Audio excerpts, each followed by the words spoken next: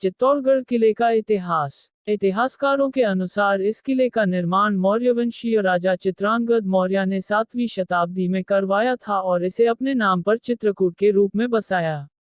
मेवाड़ के प्राचीन सिक्कों पर एक तरफ चित्रकूट नाम अंकित मिलता है। बाद में यह चित्तौड़ कहा जाने लगा।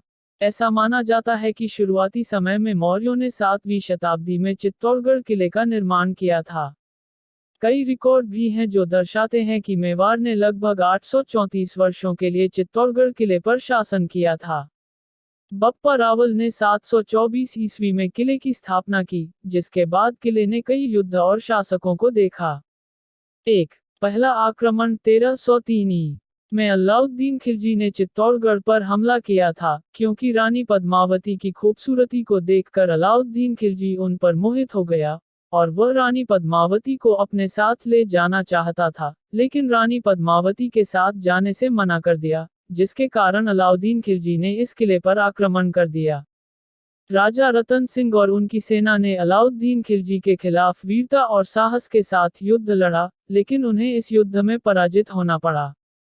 जिसके बाद रानी पद्मिनी ने राजपूतों के स्वाभिमान और अपनी मर्यादा के खातिर इस किले के विजय स्तंभ के पास करीब 16,000 रानियों के साथ जौहर कर लिया। 2. दूसरा आक्रमण 1535 ई में गुजरात के शासक बहादुर शाह ने हमला किया और विक्रमजीत सिंह को हराकर इस किले पर अपना आधिपत्य जमा लिया।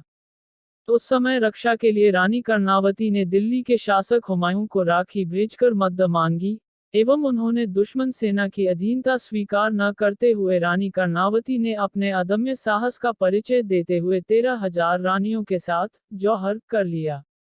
इसके बाद उनके बेटे उदय सिंह को चित्तौड़गढ़ का शासक बनाया गया। 3. तीसरा आक्रमण मुगल शासक अकबर ने 1567 ई में चित्तौड़गढ़ पर हमला करके अपना अधिकार स्थापित कर लिया, लेकिन राजा उदय सिंह ने इसके खिलाफ संघर्ष नहीं किया और इसके बाद वहां से चले गए। फिर उन्होंने उदयपुर शहर की स्थापना की। वहीं इसके बाद 1616 ईस्वी में मुगल सम्राट जहांगीर ने चित्तौड़गढ़ के किले को एक संधि के तहत मेवाड़ के महाराजा अमर सिंह को वापस कर दिया। वहीं वर्तमान में भारत के इस सबसे बड़े किले के अवशेष इस जगह के समृद्ध इतिहास